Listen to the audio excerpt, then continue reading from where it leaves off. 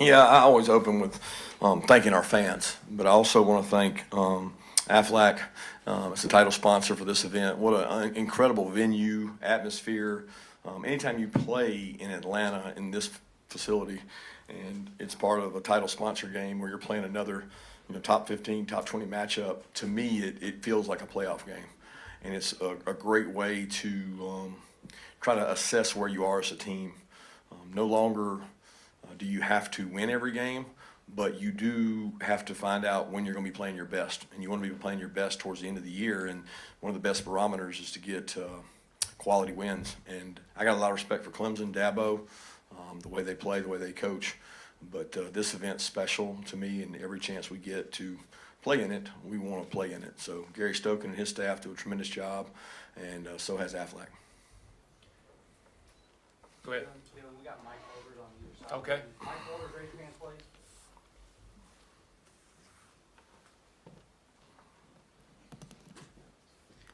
Anthony with the Atlanta Voice. Coach, Malachi Starks, a few years ago as a freshman in this game, he made a big interception. Made another huge interception in this game today, and then freshman KJ Bolden, he's a freshman, had a pretty good game. What do you attest the credit to a guy, to Starks' growth in this game and being able to put freshmen in games like this and they have a great performance? Yeah, I think Coach Schumann and his defensive staff have done a tremendous job of making our defense adjustable, complex without being complex, and you can play more players that way. So, we tell freshmen all the time. We had Malachi play in this game 2 years ago. KJ played in the game today. Michael played in the game 2 years ago.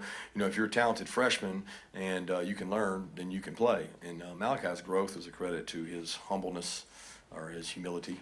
And he is a great kid from a great family, and that's what makes Malachi special.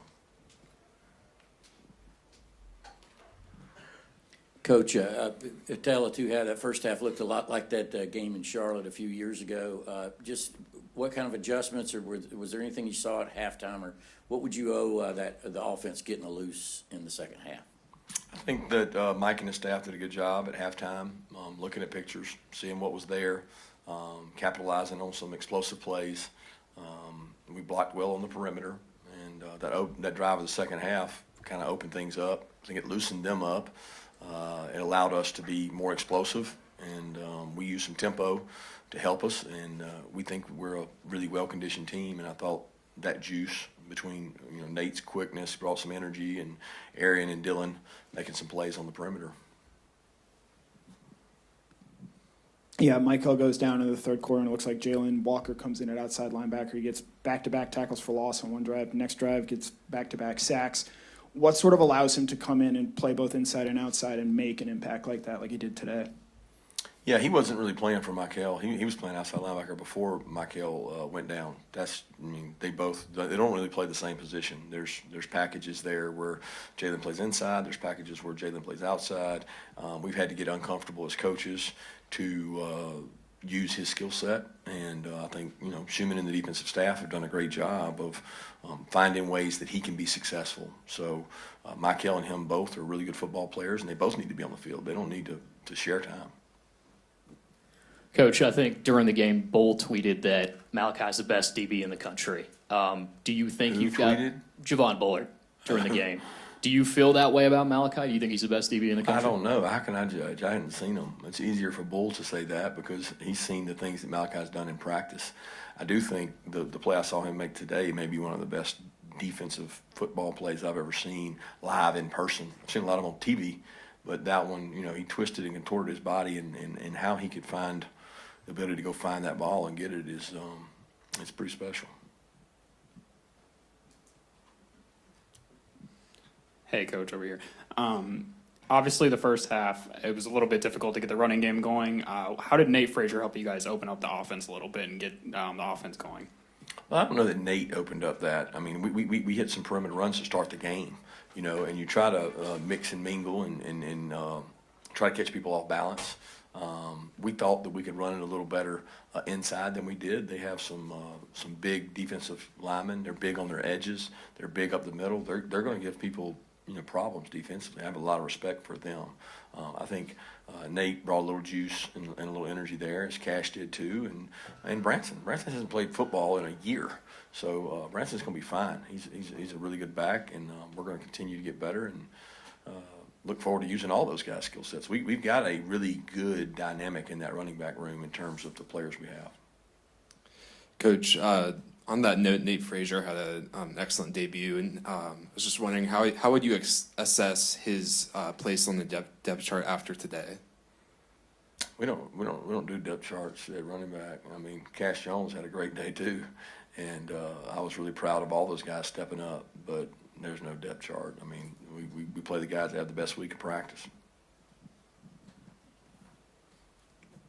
Kirby, to your transfer receiver today, made some big plays. I mean, Colby down around the goal line made a great catch in London. Show how fast he is when he can get the ball in his hand in space. Yeah, London, I thought really stepped up. I thought the play of the game was the play he called over the middle.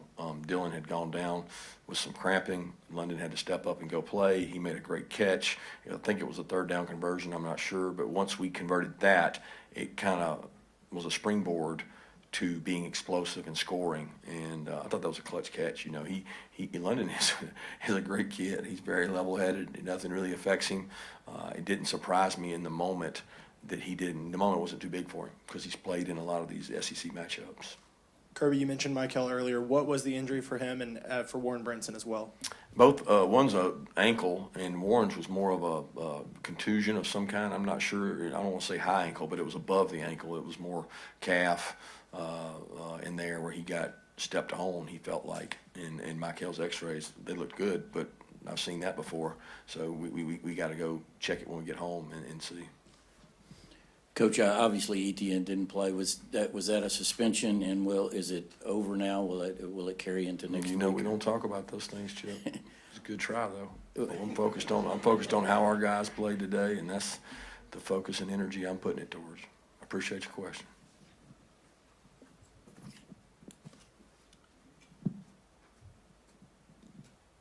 We all know that Carson is calm, cool, and collected, but we've heard you say that you want him to show a little bit more passion, get his teammates fired up. Did you see that from him today? Yeah, I thought he got a little passion and energy too there. We struggled a little bit early and didn't have the third down conversions we needed in the first half, and I thought he responded well to that. He came in, sat down on the iPad, and he told me when we came out the second half, he said, "We're going to go down there and score, Coach," and sure enough, we did. And I thought he really handled that well. And look, that was a good defense, guys. Y'all can say what you want. That's a really high-quality defense. And that kick from Peyton, 55-yarder, pretty late in the half there. How big was that for y'all? Yeah, it was big at the time, but it just, you can't play these games in 3-3-3-3. You got to score touchdowns. And that probably was a little out of my comfort zone, but it looked to me like he had some room to spare on it, And what was it? Was it 50 what? 55, yeah, I didn't even realize. I knew that when we went to kick it, it was out of the zone that I really wanted to, but I didn't have a lot of options there. And we were playing field position, and I've seen him make them. So indoors, I think it makes it more significant. Yeah, Coach, I believe Carson Beck extended some plays with his legs there, a couple third down conversions. Just talk to that growth in the area of his game using his legs. Yeah, tremendous. The first conversion was that. It didn't end up in points, but what it did is flip the field position. It made them play behind the bad field position most of the game. He has the ability to do that, and I tell people all the time, they don't know the athlete he is, and it's not the speed, it's the body control, decision-making. He can hurt you when you go out there and match everything, and then he takes off on you. He's got really good pocket presence, and he makes some plays with his feet. Yeah, with Warren going out, Jordan Hall, Xavier McLeod not out there. What did you see out of Christian Miller and Nas Stackhouse today in the middle of your defensive line? Just tough guys, man. I can't say how they played. I didn't watch it specifically, but to play the plays they played, the number of snaps, the volume they've taken, they have been extremely durable and extremely tough. Trey's done a great job of bringing the young players along in that room, and we're getting a blessing in some ways of getting all these young guys ready while we're trying to get healthy, and that could really pay dividends late in the year if we get everybody back. Hi, Coach. Some of the talk surrounding Clemson has been that they have not been utilizing the transfer portal as much as some other teams have. Can you talk about how the transfer portal guys have affected your roster and how they've affected the way that you guys play this year? Yeah, that's hard for me to speak on. I'm not judgment of someone else. I guess you're not asking me to judge their program. You're saying how the transfer guys have helped our program. We're very selective in the transfer department. We take a tight end out of Stanford who's played in a similar offense, 2 tight end sets. We take a wide out who we play against and can run, and we need wide outs because we lost guys at wide out. We take Colby, who's a high quality kid. I mean, we talk to these kids, we visit with these kids, and if I want my team to stay my team. I've always said that. If you could give me every kid I sign, they stay at my program for 4 years and they can't leave, I would take that every day of the week. But if we're going to lose kids, we've got to replace them with high quality kids that are character kids that are looking to have an opportunity to win a championship, that want to go somewhere and play. Because otherwise, you can't survive in the SEC without the depth you need. So it's a forced situation. You have to use it. So we use it selectively because we actually like signing high school players that can develop, and the guys that you see in our program most of the time are that. Yeah, Coach, I think I saw you guys play 7 offensive linemen today, Micah and Monroe getting in the mix. What does that say about the depth of your program, and what kind of a benefit, I guess, does that provide to you? Well, we want to play a lot of linemen all the time. I mean, Carson works with those guys all the time. We like to play 8 and 9. I think it's to get through the year, you're going to have to do that. We're thinner than we've ever been. We've played 7, 8 guys. And we've always played 3 tackles, and we'll continue to do that if they're playing winning football. Coming out of halftime, you guys scored on the opening drive. Clemson comes back down. They're threatening to score. Your defense holds them to a field goal. What did you like from that series from your defense, and how big was that in the moment? I thought we responded. I'm trying to remember that one. I think they got to a short yardage situation. We were able to stop them, knock them back, gave them a negative play. I thought the defense executed well in the red area, which is something we work on situationally a lot. Coach Schumann called some really good calls, and Jalen and those guys on defense executed them. Kirby, obviously you guys have new faces every year, but I know you guys have some traits, characteristics that you like to instill in your team. Did you see that when it's 6-0 and you guys take control in the second half like that? I didn't understand what you asked. In terms of some of the, the resiliency, not looking at the scoreboard, being able to, do what you guys practice to do? I was proud of the way the team played both halves. I mean, I really was. I mean, I think the narrative is out there. You're going to roll the ball out, and Georgia's just going to win. They're going to win because they have a G, and they're just going to roll over these teams. And football's not that way. That's a really good football team we just played. And the fact that we played and pushed through that is indicative of the things you're talking about. We built into our program. We said we had to out-physical them. I thought we did. We had to out-hustle them. I think we did. We'll watch the tape, and you got to out-discipline them. And those are 3 areas that we thought we had to win to beat Clemson, and our guys proved true in that.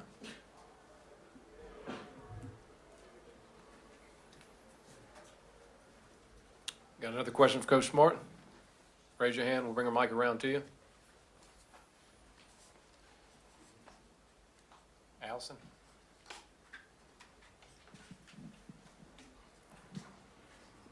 Coach Smart, I know you said post-game that the interception from Malachi reminded you of Champ Bailey. Just what was it about it that reminded you of that, and just Malachi's performance today? Yeah, when Champ was a freshman wearing 42, people don't remember it. He would play middle field safety, and he had range that was unheard of. I mean, he could go from sideline to sideline, and he made some diving plays and extended his body. And Malachi's very similar to that in terms of his ability to play man-to-man, his ability to play safety. He could go out and play corner if he had to. He's just a tremendous athlete. But with all that accolades, he's one of the most humble, great kids I've ever been around. But I saw Champ before the game, and I told him that Malachi has a lot of his same traits. Got a question in the back. Kirby, the past couple off seasons, there were some incidents, and from the outside, there were questions about the culture of Georgia football. On the inside, how would you describe the health of the culture of Georgia football right now? Awesome. I wish you could talk to our players. Wish you could live in there and see our guys day to day and see Thomas Settles and Bryant Gant and all the people that stand up in front of our team and talk about connection and share their experiences. And I mean, there's two of them sitting right there. You can ask them. They'll tell you. What you know in the inside is a lot more than what people can paint pictures to be outside. And people use it in negative recruiting, and they throw it out there, and it comes back to bite them too. Coach, right here. You guys won 40 consecutive games in the regular season. That means you got to be a very focused program. What do you think the secret is for you keeping these players focused, no matter, players come and go, but that focus seems to be pretty consistent? I think it's a process. Like we believe in what we do. Like the leaders on our team that I meet with, they believe in it. They sell it. They push it to the younger players. I think somebody said the other day we had 38 or 42. My advisor brought to me, we had 42 or 38. I can't remember what it was. I had to sign something saying they were all eligible and they were all new. We had 38 or 42 new people, new. And when you turn over that much, you better have a nucleus around them that can keep them grounded. And that's what we've been able to sustain at Georgia, is we're not going to change what we do based on who we play. We're going to do what we do. We're going to try to out-execute you and just do it the right way. And I think a lot of people, that's hard to do. I think it's hard to do it the hard way all the time because everybody wants to find an easier way. And it's no easy way to win these games. They're all hard. Coach, over here on that fade route to Colby Young, it looked like Beck and Young had been playing together for years. So how have they been able to build that connection so quickly? Yeah, it's been tough because Colby hasn't actually practiced a full practice week. He was very selective. We had him, where he was not taking a full load of reps. They had a really good connection early in camp, and then when his hamstring occurred, they lost some of that rhythm. And I think we've got to get more out of Colby. Colby's a really good player, and we need him to step up if we're going to go where we need to go.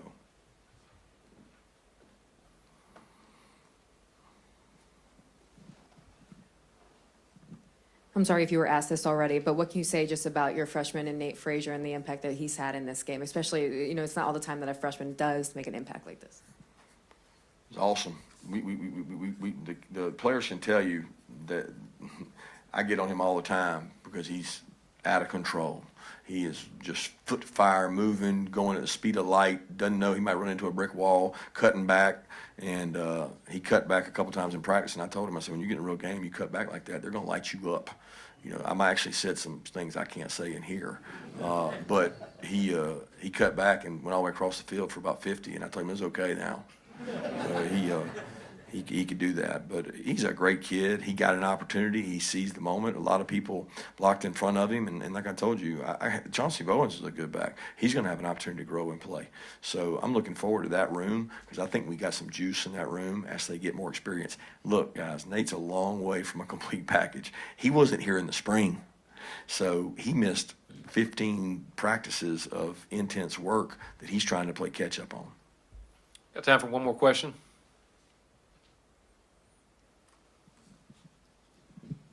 Yeah, Jonell, I think banged up going to this football game. You talk a lot about Malachi, and you said he's your best corner, could be your best corner. What did it mean? He could play corner. Could play corner.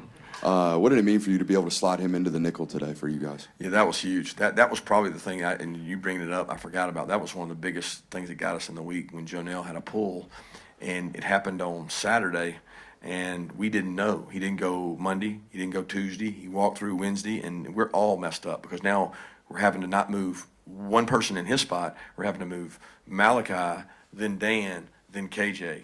And it's like, it was really scary because we didn't have the volume of reps with that makeup. So then we tried to go with Ja'Cory some, but every time Ja'Cory was in, Malachi had to play over here and Dan had to play over here. Then when Malachi went in, Dan jumped over here and KJ went over here. They did a tremendous job of knowing what to do from three different positions.